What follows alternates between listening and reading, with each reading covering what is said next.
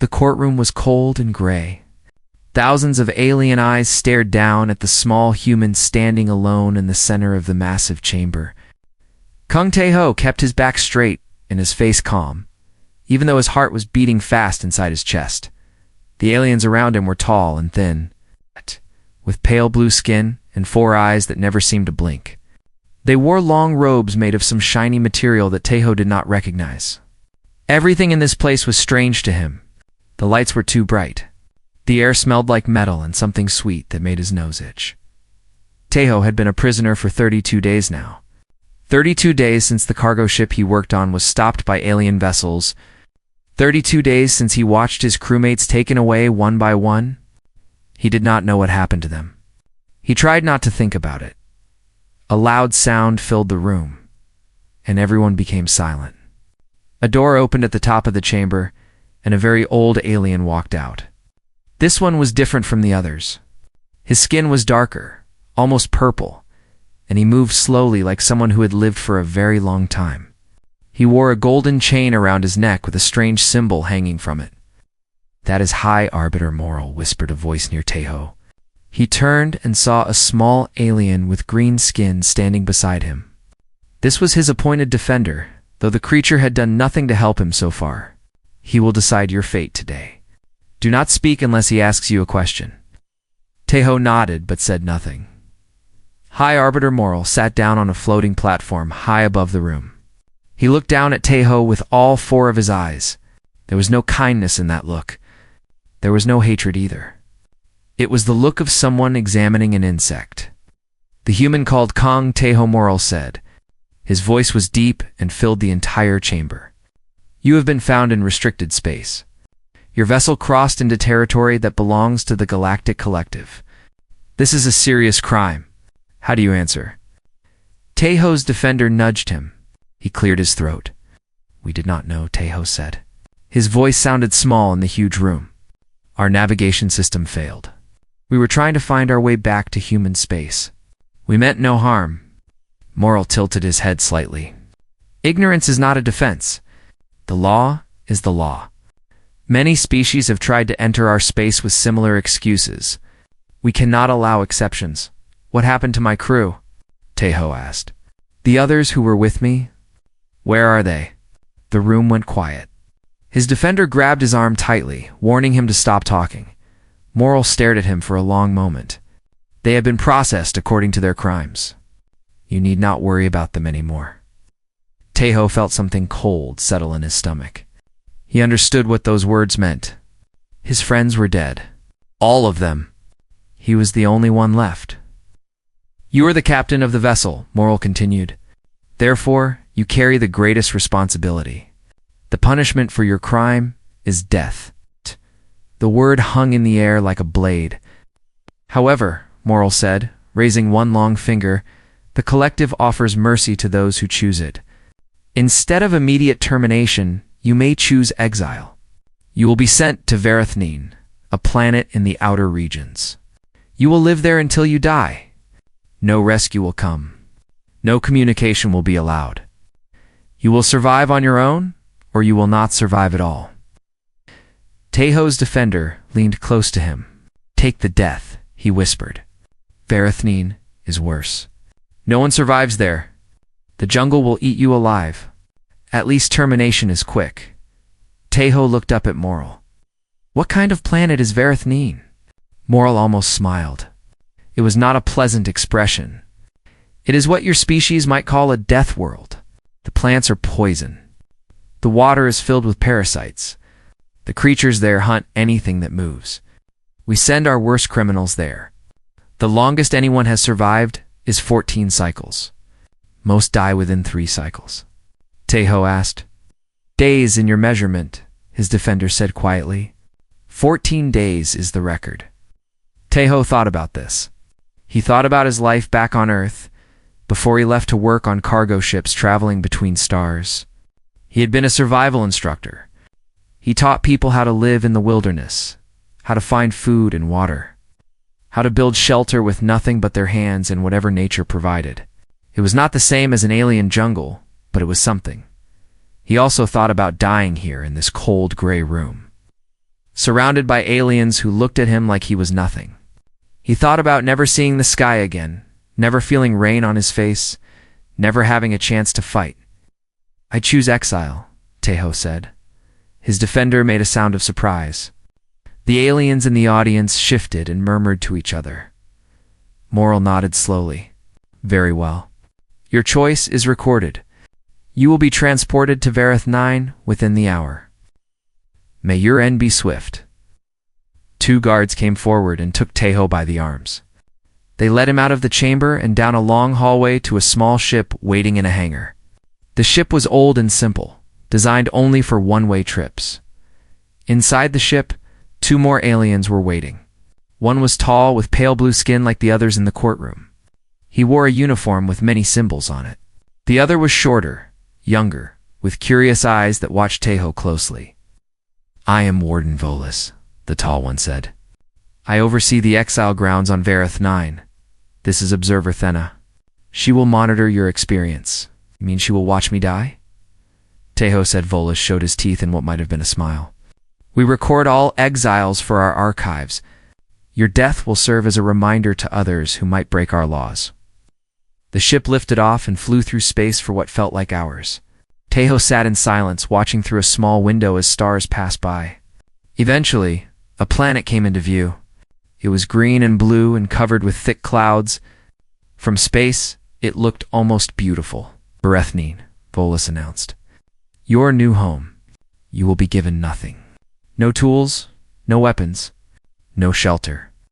Only the translation chip in your ear and a monitoring device in your neck so we can track your location. The rules are simple.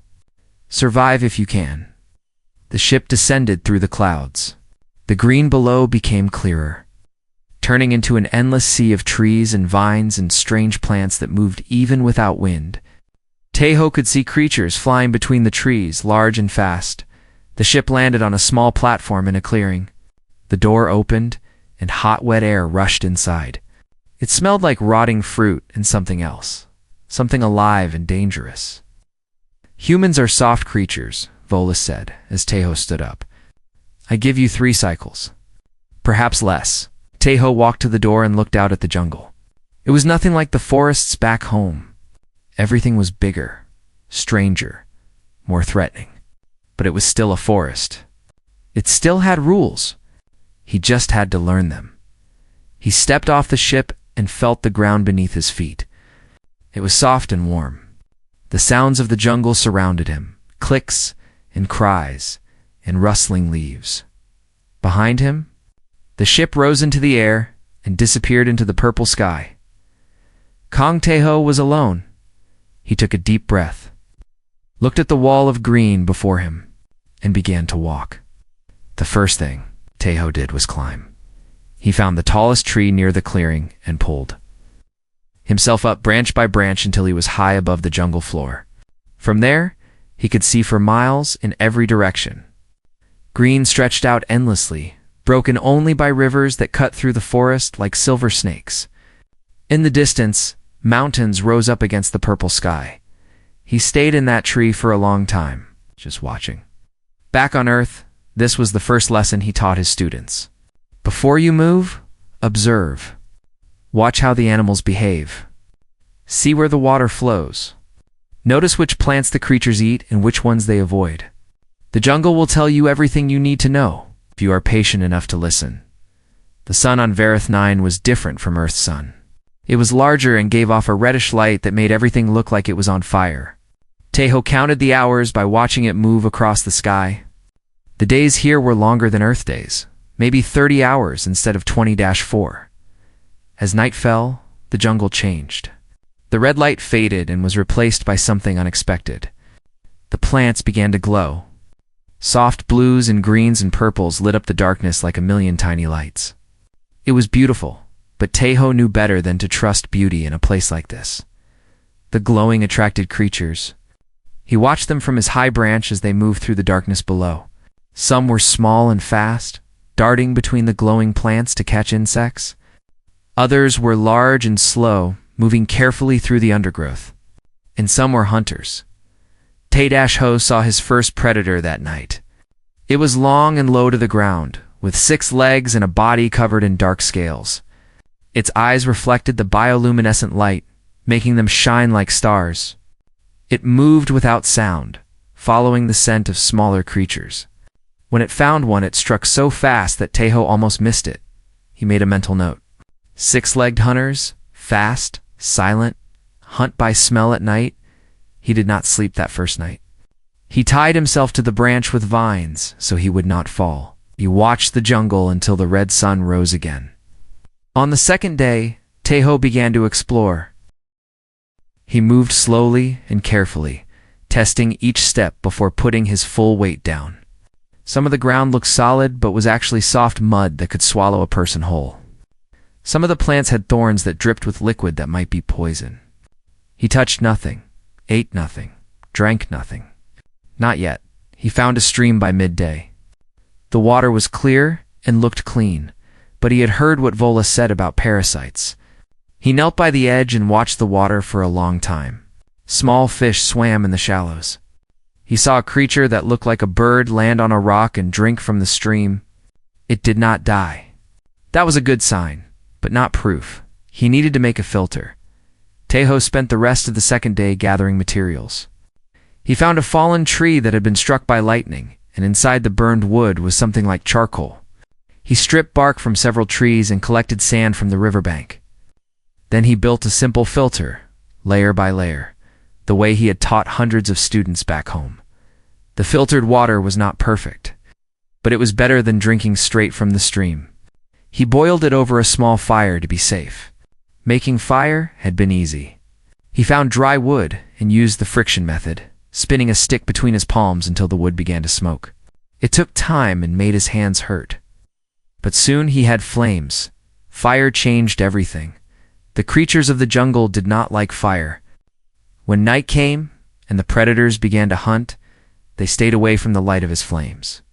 Tejo finally allowed himself to sleep, keeping the fire burning through the night, far above, in a station orbiting the planet. Observer Thena watched the feed from the monitoring drone assigned to the human. She had expected to record a death by now. Most exiles died within the first 2 cycles, killed by predators or poison or simple despair. But this human was different. He made fire, she said to Warden Volus. Volus barely looked up from his work. Many species can make fire. It will not save him. He built a water filter.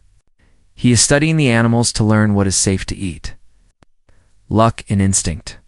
The jungle will claim him soon enough. Thena was not so sure, but she said nothing more.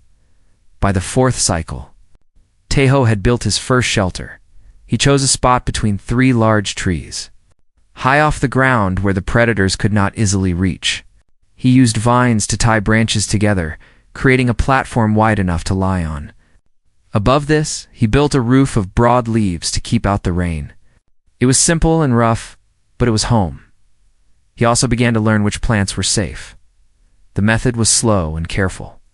He would watch what the animals ate, then take a tiny piece of that plant and rub it on his skin. If there was no reaction after several hours, he would touch it to his lips. If that was safe, he would place a small amount on his tongue. Only after passing all these tests would he eat the plant by the 5th cycle. He had found 3 plants that were safe to eat.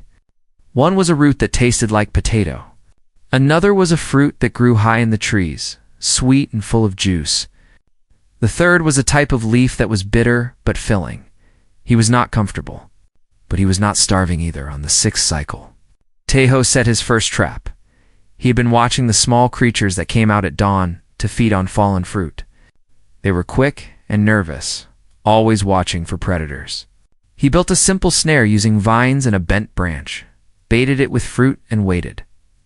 By evening, the meat was tough and tasted strange, but it was protein. Tejo cooked it over his fire and ate every bite.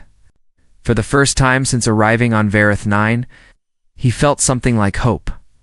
On the 7th cycle, Warden Volus finally looked at the feed with his full attention. The human had survived a week. He had fire, water, food, and shelter. He had not panicked. He had not given up. He had treated the death world like a problem to be solved, and he was solving it. This is unusual, Volus admitted, Thena nodded. He is not just surviving. He is learning. Every day he understands the jungle better. 1 week means nothing. The jungle has many ways to kill. Disease, storms, the larger predators that live deeper in the forest. He will fall eventually. But even as he said it, Volus felt something he had not felt in a very long time. He felt uncertain. Down on the planet, Tejo sat by his fire and looked up at the stars. Somewhere up there, aliens were watching him, waiting for him to die. He had no intention of giving them what they wanted. He had survived the first week. Now it was time to do more than survive. It was time to build. 15 cycles had passed since Kong Tejo first set foot on Varathnin. The record for survival on this planet was 14 cycles, set by a warrior from a species known throughout the galaxy for their strength and fighting skill. That warrior had been killed by a pack of night hunters on his 15th day. Tejo was still alive, more than alive. He was thriving. Observer Thena stared at the monitoring screen in the orbital station, her 4 eyes wide with disbelief. She had requested a full visual survey of the humans' territory, and what the drones showed her seemed impossible. The human had built a farm. Where once there had been wild jungle, there was now a cleared space about 50 meters wide. The trees had been cut down and their stumps removed. The ground had been dug up and turned into neat rows of dark soil. In those rows, small green plants were growing. The same plants that Tejo had identified as safe to eat during his first week, but that was not all.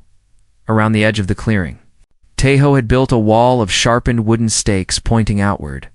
The wall was not tall, but the stakes were thick and strong, and anything trying to push through would be badly hurt. There was only one entrance, a narrow gap that could be easily defended. Inside this wall, beside the farm, Tejo had built a proper shelter. It was not just a platform in the trees anymore. It was a small house, built on raised wooden legs to keep it off the ground. The walls were made of woven branches covered with thick leaves that kept out the rain. The roof was sloped to let water run off. There was even a door that could be closed and locked from inside. Thena also saw something else, something that made her call for Warden Volus. Immediately, animals were living inside the human's compound. They were the small, 6-legged scavengers that roamed the jungle floor, eating insects and fallen fruit. Most creatures on Varathnin were dangerous, but these ones were not. They were fast and alert, always watching for predators, and they made high-pitched warning calls when danger approached. Tejo had tamed them. Thena watched as the human walked among the creatures, and they did not run away. He reached down and touched one, scratching the scales on its back, and the creature made a soft purring sound. There were 6 of them in total, and they followed Tejo around like loyal pets. Warden Volus arrived and stood behind Thena, looking at the screen in silence. "Explain this," he finally said. "Cannot," Thena admitted. "I have watched every day since he arrived. He has worked without stopping. First, he secured water and food. Then he built shelter. Then he began to collect seeds from the plants he knew were safe. He planted them, watered them, protected them from animals that might eat them. And now they are growing. He is farming," Volus said slowly, as if the words did not make sense to him. "On Varathnin, a human is farming on a death world?" "Yes, sir." Volus leaned closer to the screen. He watched as Tejo walked to a stream that ran through his compound, a stream he had diverted from the main river using simple channels dug into the ground. The human dipped a container into the water and carried it to his plants, watering each row carefully. "How did he divert the stream?" Volus asked. Thena pulled up earlier footage. He spent 3 days digging channels. He used rocks to control the flow of water, sending some of it into his compound and letting the rest continue to the river. The irrigation system waters his crops even when it rains. He has created a sustainable water supply. Volus was quiet for a long time. In all his years as a warden, watching thousands of criminals die on Varathnin, he had never seen anything like this.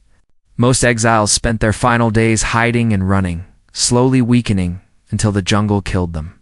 This human had done the opposite. He had attacked the jungle, carved out a space for himself, and forced the land to serve him. "What are those creatures doing there?" Volus asked. pointing at the scavengers. He feeds them. In return, they guard his territory. Their hearing is very sensitive, and they call out warnings when predators approach. Several times, the human has used these warnings to prepare defenses before an attack. The creatures have become his alarm system. He domesticated wild animals. Yes, sir. Vola stepped back from the screen. His face was troubled. This changes things. A human who survives is unusual but not important. But this is something else. He is not just surviving. He is building. He is creating. If word of this spreads... It has already spread, Thena said quietly. Other officers have been watching the feeds. Everyone on the station knows about the human who built a farm on Vareth 9, down on the planet. Tejo knew nothing about the attention he was receiving. He was too busy working. Today he was expanding his wall. The original barrier had been enough to stop small predators, but twice now larger creatures had tested his defenses. They had not gotten through. But the attacks had shown him weaknesses he needed to fix. He cut down trees using a tool he had made himself, sharp stone tied to a wooden handle with vines. It was not as good as a real axe, but it worked. Each tree took hours to fell, but Tejo did not mind. He had nothing but time. As he worked his scavengers, he called them his pack now, rested in the shade nearby. One of them, the largest, watched him with intelligent eyes. Tejo had named him Bora after a friend back on Earth. The others were Miso, Dal Bamharu, and Little Nuri, who was the youngest. Naming them had been important. It made them feel less like animals and more like companions. And in this place so far from everything he had ever known, companions mattered more than anything. By evening, Tejo had added another section to his wall. He stood back and looked at his work with satisfaction. The compound was growing. What had started as a desperate attempt to survive had become something more, a home. He went to check his crops. The plants were growing well. In another week, maybe two, he would have his first harvest. Fresh vegetables grown from alien soil by human hands. The thought made him smile. He had been on Vareth 9 for 15 cycles now.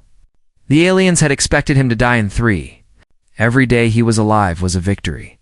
But Tejo wanted more than survival.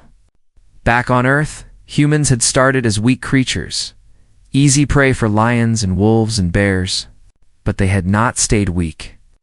They had learned to use tools. They had learned to farm. They had learned to build cities and ships and machines that could carry them to the stars. If one human could survive on Vareth 9, then more could. If more could survive, then they could build. And if they could build, they could create something that the galaxy had never seen before, a human colony on a death world. The idea was crazy. Tejo knew that. But as he sat by his fire that night, watching his pack curl up to sleep and listening to the sounds of his farm, he could not stop thinking about it. Maybe it was not so. It's crazy after all. Maybe it was just the beginning. 40 cycles had passed. Kong Tejo stood in the middle of his compound, looking up at the purple sky. He knew the drones were up there, watching him every moment of every day. He had spotted them several times, small, dark shapes hovering above the trees, recording everything he did. For 40 days, the aliens had watched him struggle and survive. For 40 days, they had waited for him to die. Now it was time to send them a message. He had been collecting white stones from the riverbed for the past 3 days. They were smooth and bright, easy to see against the dark soil of his compound. He had gathered hundreds of them, piling them near the center of his cleared land, where the view from above was clearest now. As the red sun climbed higher in the sky, Tejo began to arrange the stones. It took him most of the day. He worked carefully, making sure each letter was large enough and clear enough to be read from high above. His pack watched him curiously, sometimes walking across his work and scattering the stones, which made him laugh and start again. By evening, the message was complete. Tejo stepped back and looked at what he had created. The white stones spelled out 7 words in the common galactic language, which he had learned from his translation chip. I know, you are watching. Send more humans. We can build here. He stood beside his message as the sun set, looking up at where he knew the drones were flying. He raised one hand and waved in the orbital station above Vareth 9. Chaos erupted. Officer Thenna was the first to see the message. She had been doing her routine check of the human's location when the image came into focus. She stared at the screen for a long moment, not believing what she was reading. Then she ran to find Warden Volus. Volus looked at the message, and his face went pale. "Delete this," he said immediately. "Erase it from all records." "I cannot," Thenna replied. "It has already been transmitted to the Galactic Council archives. Protocol requires all unusual activity to be reported automatically. The message was flagged by the system before I even saw it." Volus slammed his hand against the wall. "Do you understand what this means? A human surviving on Vareth 9 is embarrassing, but it could be explained. Luck. Unusual circumstances. But this is a direct challenge. He is telling us that humans can colonize our death worlds. Perhaps that is exactly what he means to tell us," Thenna said quietly. The news spread quickly. Within hours, officials across the Galactic Collective had seen the footage of a lone human standing beside a message spelled out in stones, waving at the cameras that watched him. The image was powerful and disturbing. It showed a creature that should have been dead, not only alive, but confident. Not just surviving, but inviting others to join him. Emergency meetings were called. Arguments broke out between different species and factions. Some demanded that the human be killed immediately, ending the embarrassment before it grew worse. Others wanted to study him to understand how he had done what no other creature had managed. A few, very few, suggested that perhaps the collective had made a mistake. Perhaps humans were not the weak and primitive species they had believed. While the politicians argued, a different kind of message was traveling through secret channels. Yoon. Hannah had been a prisoner on the orbital station for 60 days, waiting for her own sentencing. She was a botanist, a scientist who studied plants, and she had been captured on the same cargo ship as Taeho. But while he had been sent to the court immediately, her case had been delayed by bureaucratic problems. She had heard the rumors about the human on Vareth 9. Every prisoner had. The guards talked about it when they thought no one was listening. A human who had survived 40 cycles on a death world. A human who had built a farm and tamed wild animals.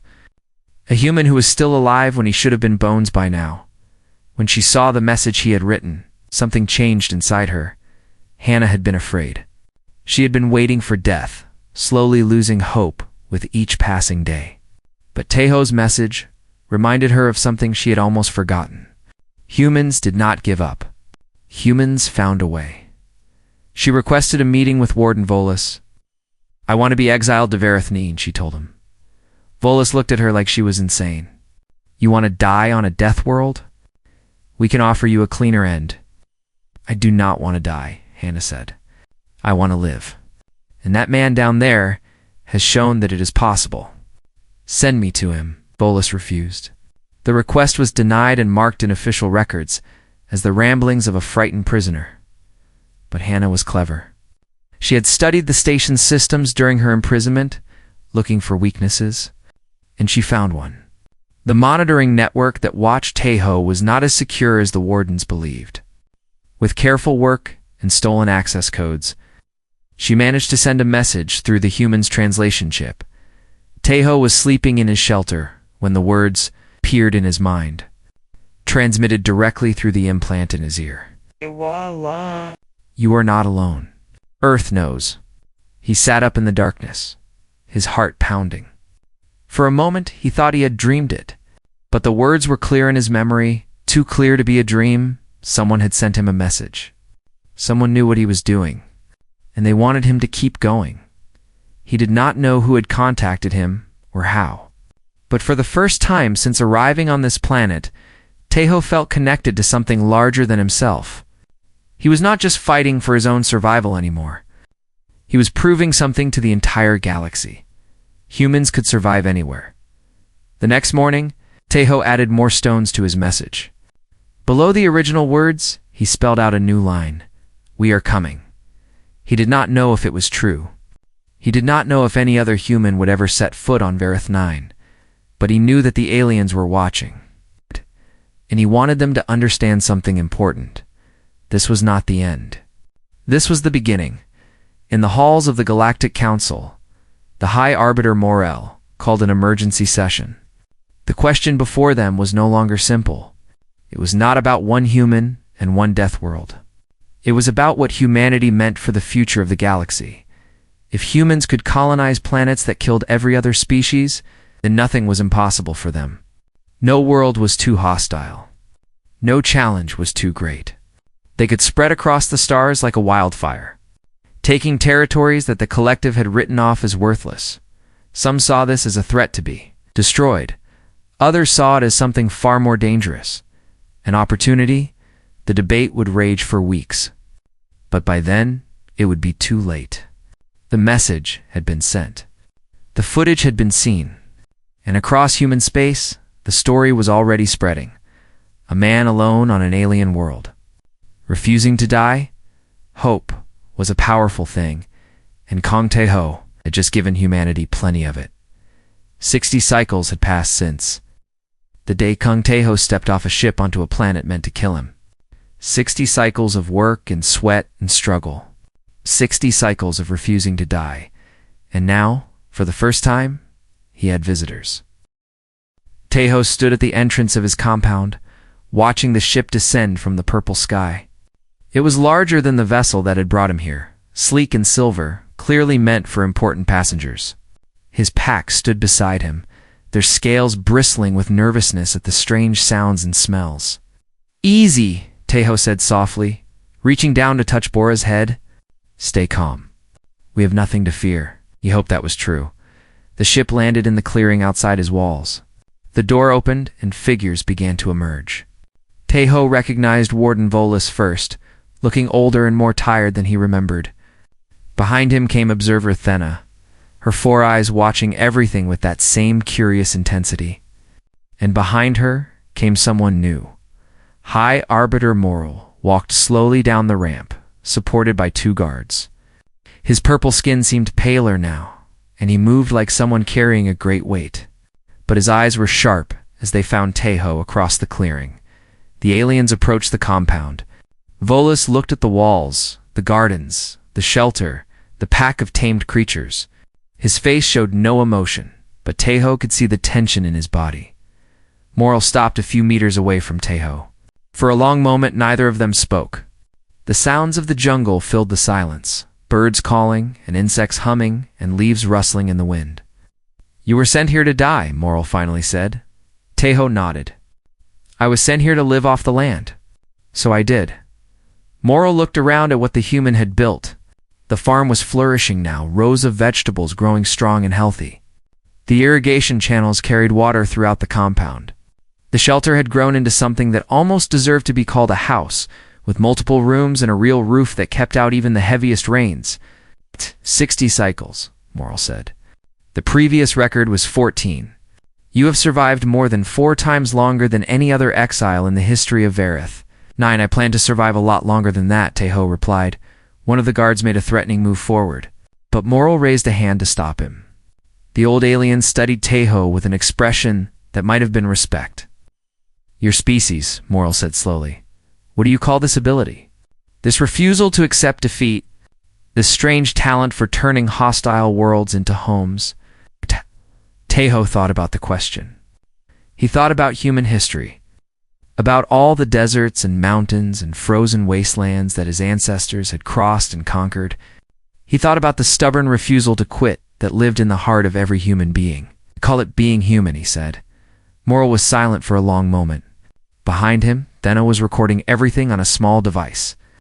"The Galactic Council has spent many days debating your fate," Moral said. "Some wanted you killed, your compound destroyed, all evidence of your survival erased. They fear what you represent. They fear what humanity might become." Tae-ho kept his face calm, but his hands tightened into fists at his sides. "Others," Moral continued, "believe we should study you. Learn how you did what you did. Use that knowledge to help our own species survive on difficult worlds." "And what do you believe?" Tae-ho asked. Moral almost smiled. It was a strange expression on his alien face. "I believe we made a mistake. When we first encountered humans, We saw a young species from a small planet. We saw creatures that were physically weak, with no claws or scales or venom. We classified you as a minor primitive species, worthy of no special attention." He paused and looked around at the compound one more time. "We were wrong." Tejo said nothing. He waited. "The council has decided," Moral announced. "Humanity is to be reclassified. You are no longer considered a minor primitive species. You are now designated as a potential galactic influence. The exile program for humans has been permanently suspended. No human will ever be sent to Varathanine again." Tejo felt something inside him relax, something he had not even known was tight. But the feeling did not last long. "What about me?" he asked. "What happens now?" "You are being offered transport back to Earth," Moral said. "Your crimes are forgiven. Your record will be cleared. You can return to your people as a free being." Tejo looked at the ship waiting in the clearing. He thought about Earth, about the green hills and blue oceans, about the friends and family he had left behind. He had dreamed about going home for 60 cycles. He had imagined walking through familiar streets and breathing familiar air, but then he looked back at his compound, at his gardens and his shelter and his pack of loyal companions, at the world he had built with his own 2 hands. "No," he said. Moral blinked all 4 of his eyes. "No, I am not leaving. This is my home now." Tholas stepped forward angrily. "You would choose this death world over your own planet? After everything you have suffered?" Tejo shook his head. "It is not a death world anymore. I have made it something else. And I am not finished yet." He turned to look at Moral. He said no human would be sent here as punishment. "But what about humans who choose to come? What about people who want to build something new?"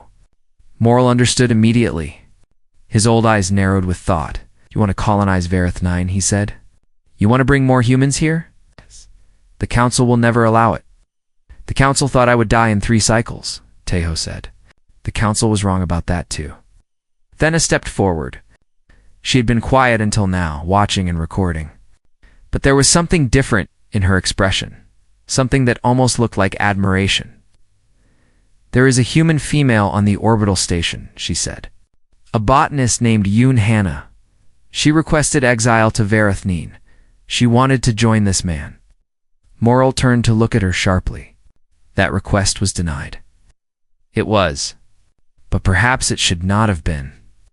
Thena glanced at Tejo. "If 2 humans can survive here, then perhaps more can. And if the council truly believes humanity is a potential galactic influence, then perhaps we should not stand in their way." The argument lasted for hours. Tejo watched as the aliens debated his future and the future of his species. Some voices were angry, some afraid, some curious. But in the end, a decision was reached. Yoon Hannah would be released. She would be given the choice to join Tejo on Varathanine or return to Earth. And if she chose to come, the council would watch and wait. If the 2 humans could build something lasting, then others might follow. It was not full permission to colonize. But it was a start. 1 week later, a ship descended through the purple clouds of Varathanine.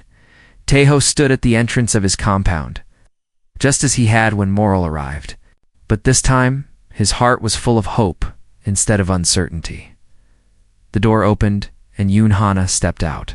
She was small and thin, with kind eyes and dirt under her fingernails from years of working with plants. She looked around at the jungle, at the compound, at the man who had built a home on a world meant to kill him. Then she smiled. "I am a botanist," she said. "I hear you have a garden that needs work." Tejo laughed. It was the first real laugh he had allowed himself in 60 cycles. "Welcome to Varathanine," he said. Within a decade, the human colony on Varathanine would number in the thousands. They would build farms and homes and schools. They would tame the jungle and make it their own. And the wardens would keep watching, not waiting for death anymore.